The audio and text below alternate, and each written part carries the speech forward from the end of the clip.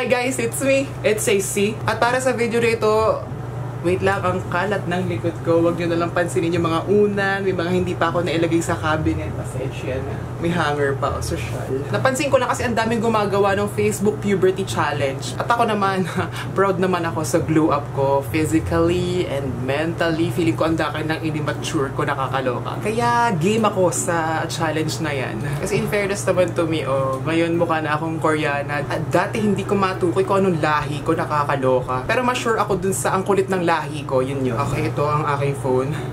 Tingnan natin. Kasi dalawa yung Facebook ko. Yung isa personal, tapos yung isa, dun ko kinoconnect lahat ng apps na kailangan ng Facebook. Kasi I'm such a secretive person, you know. Dun sa personal ko, hindi talaga ako nag-add ng kahit sino. Basta dun sa personal account ko, ang ina-add ko lang yung mga kaibigan ko, tsaka yung mga pamilya ko, tsaka yung mga kaibigan na acquaintances talaga. Nakakasosyal yung word na acquaintances, sa totoo lang. Gamitin natin yun palagi, acquaintances. Gumawa ako ng personal na Facebook account kasi baka mamaya may mag-propose sa akin bigla. Syempre, gusto kong i-announce agad sa pamilya ko at malaman nila lahat na may magpo-propose naman sa akin. Kasi nakakaloka, lahat ng pinsan ko sa generation ko, may jowa na sila. Yung mga bata pa sa akin, may jowa na sila. Yung mga tito-tita ko, masaya sila sa mga love life nila. Ako na lang yung wala. Ako na lang yung tiga-alaga ng mga pinsan kong mas bata sa akin. Feeling ko dun talaga yung path ko.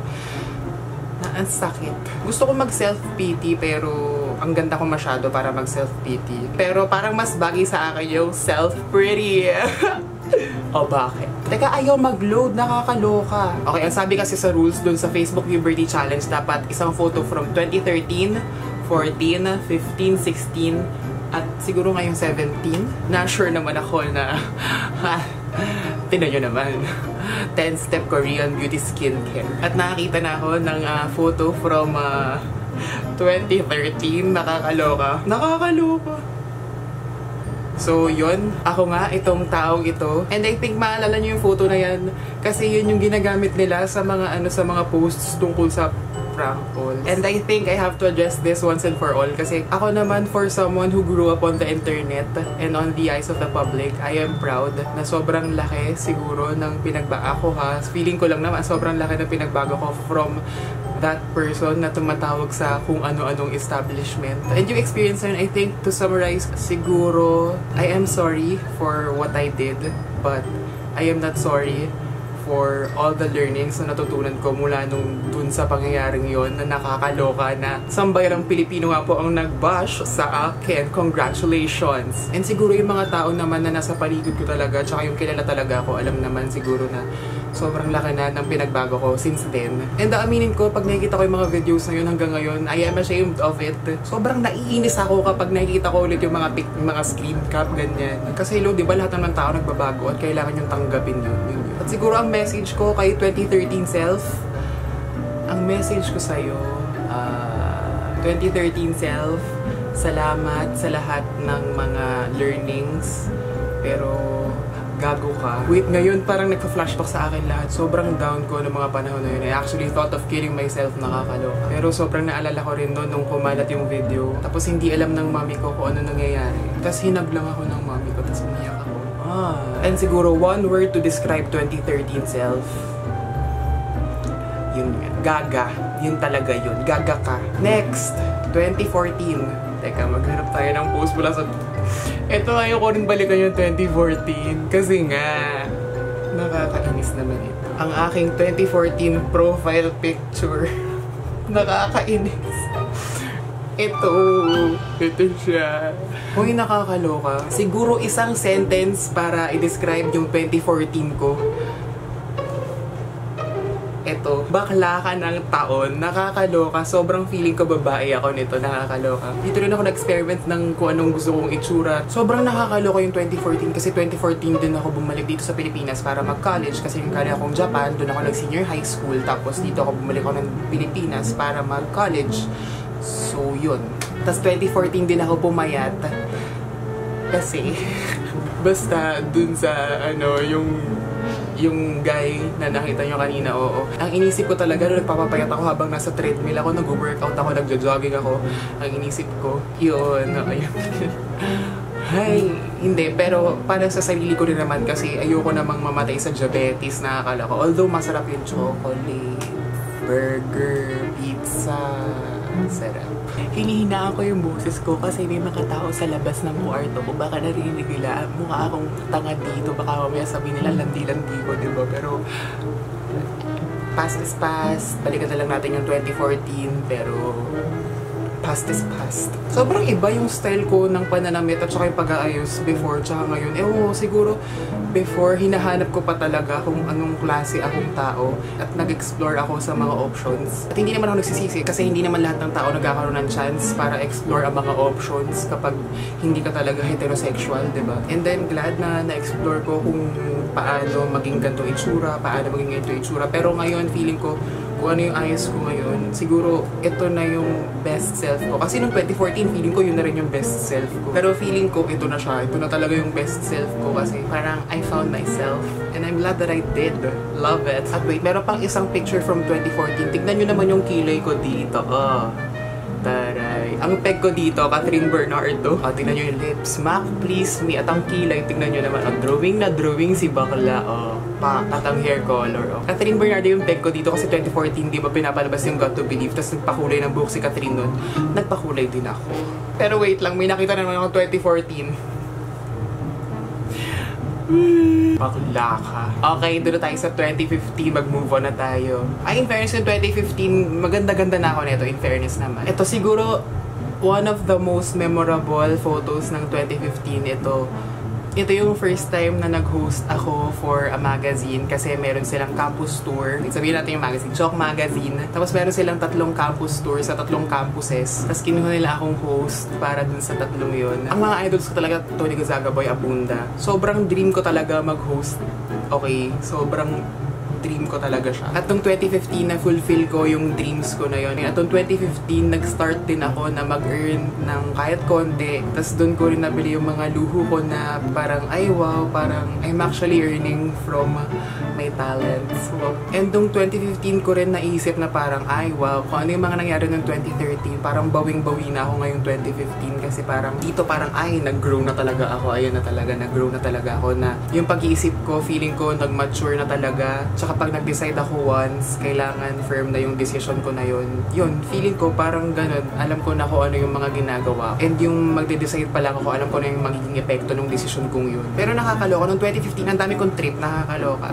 Naging si Darna ako noong 2015. At hindi lang ako naging si Darna, naging presidente din ako ng Pilipinas. Okay, sa 2016 na po tayo, okay? Ito, feeling ko, ang ganda ko na talaga dito. Wala na.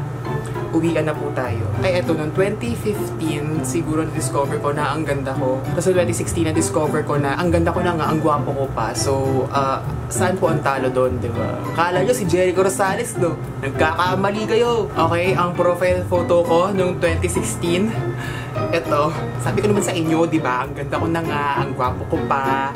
Bakit wala pa rin ng ligaw sa akin? Kasi sayang, di ba? O, sayang naman. Pero alam nyo ba, sobrang ang pinakaayaw ko na balikan na taon yung 2016 kasi sobrang ganda ng, sabi ng first and second quarter ng 2016, sobrang ganda. Pero yung mga third and fourth quarter, sobrang daming experiences na nakakaloka kasi ito dalawa lang sa pinaka nakakalokang nangyari noong 2016. Noong 2016, naging friend ko si Camille, nagkakilala kami, naging close kami. At noong 2016 din, nagkaroon kami ng unang major na away, nakakaloka. As in, hindi ko kinakausap si Camille tsaka si CL sa lupa, yun. Hindi ko sila kinausap talaga kasi nga may something yun. Nagalit ako sa kanila. Tapos pangalawang reason kung bakit ayokong pinakabalikan yung 2016 kasi basta masakit sa puso balikan, wag na lang. Wala namang nangyari, pero umasa ako eh. Oo. So, nung umasa, nasaktan, gumanda naman. Pero yung sobrang memorable ng 2016 kasi first part ng 2016, na-interview ko si Angel Locsin, January pa lang to. January 2016, sobrang ganda. Na-interview ko si Angel Locsin. First time ko siya ma-meet, sobrang idol ko siya mula nung Darna, mula Win pa lang, click pa lang actually. Sobrang idol ko na siya. Pero sobrang na-love ko siya dun sa Darna. Tapos pangalawa, nakilala ko sila Camille, sila Miggy, sila Celine, basta lahat ng mga kaibigan ko. Tapos pangatlo, 2016 din ako nag-shift sa film kasi before multimedia arts yung course ko. Tapos nakita ko na parang, ay wow, parang dito talaga ako hinihila ng passion ko sa film. And ngayon, hindi ko pinagsisisihan yung decision ko na yun kasi sobrang, kasi feeling ko ito talaga yung path na dapat matagal ko ng tinik. Pero worth it naman kasi inuna ko naman talaga yung mga minor subjects ko para hindi masasayang kapag nag-majors ako tapos maglilipat ako ng course tapos nagsasayang lang tayo ng pera dito tsaka ng panahon. Pang-apat na pinakamagandang nangyari sa akin, noong 2016 sinimulan ko yung vlogs, yung AC's Life na every week kong sinishare sa inyo kung ano yung mga nangyayari sa isang linggo at sobrang proud naman ako sa gawa ko kahit na pag minsan binabalikan ko yung mga ibang videos tapos yung editing ko mukha pa akong tanga nun. In fairness naman, ang laki ng in-improve ko ay at saka sobrang thankful ako kasi nanonood kayo. Yun eh. At panglima na pinakamagandang nangyari noong 2016 nung nakapag-Taiwan ako, yun yung unang trip ko alone sa ibang bansa na ako yung gumastos mismo. At hindi naman ako naubusan ng pera. Congratulations at hindi ako nawala. Doon ko naramdaman na okay na. Tapos na ako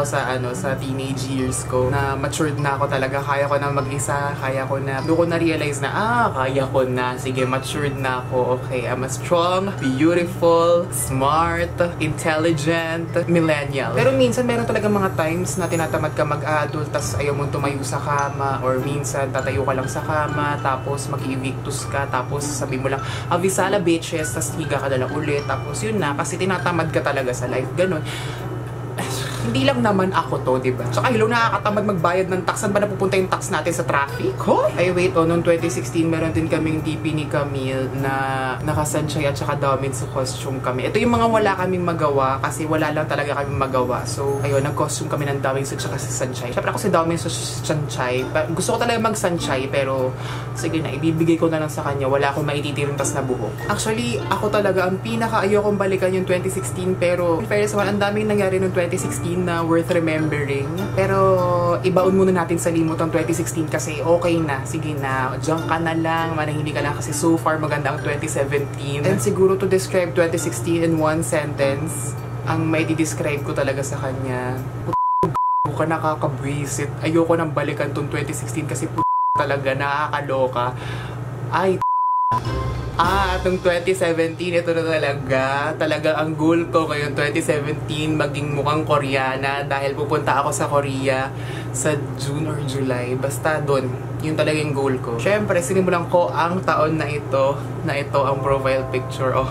Nakaka-Koreana. Yung talaga, ang goal ko for this year, mag-travel kasama yung mami ko. Kasi yun talaga yung promise ko sa mami ko. Kasi puro siya trabaho. Ang sakit-sakit na ko, puro siya trabaho. Tama na, mami. Huwag akong mari, ang bait kong anak. Hindi, feeling ko kasi sobrang dami ng sakit ng ulo na binigay ko dati sa mami ko. At ngayon naman na nakaka-earn naman ako ng kahit na konti, panahon na siguro na mag-payback. So yun, sana madala ko siya sa Korea sa June. Sana matuloy. At ngayon 2017, I made a brave decision na magpa-blonde ng buhok. Ayan siya. Koreana. Na pinagsisihan ko rin after a month. So, nag-itim ulit ako ng buhok. Ayan siya. In fairness, mukha pa rin naman akong Korea. And ayun, so far 2017, sobrang ganda niya. And sana hindi matapos tong streak na to na sobrang mukhang winning streak naman lahat in fairness. Ang naiisip ko lang ngayon 2017, parang sapat na lahat ng blessings. And sana, ang wish ko na lang sana ma-maintain. And sana magtuloy-tuloy. And sana yung maturity ko, sana hindi pumalya. Aminado naman kasi ako minsan meron ako mga desisyon na hindi talaga nagbe-make sense. Pero in fairness naman, minsan lang yun. Mga siguro once or twice a month, ganyan. And yun talaga, sapat na yung mga tao sa paligid ko. Yun na. Sana, ang wish ko lang talaga, walang mawala ni isa sa kanila. Kasi sa industriya po na ito, Tito Boy, sobrang hirap makahanap ng tunay na kaibigan. Yung mga artista, hello. Akala nyo maraming plastic sa showbiz, mas maraming plastic sa classroom, okay? Ayan, siguro naman, nagawa ko na ang Facebook Puberty Challenge o may susunod pa ba sa inyo? Kasi baka mahiya naman kayo sa akin, diba? O sa mga hindi pa rin maka-move on sa pinagagawa ko ng 2013, di mag-move on kayo sa gandang to. Okay, ang wish ko lang sana sa inyo mga nanonood, sana gumanda rin kayo kasi baka kailangan ninyo 10-step Korean skincare natin, ma-impluwensyahan kayo. Hawakan ninyo ang kamay ko at magtiwala tayo, gaganda ka rin. Sige na, tapos na. Tapusin natin ito, mag-proceed tayo sa mga buhay natin, no? Sana enjoy nyo ang video na ito. This has been me, AC, signing off.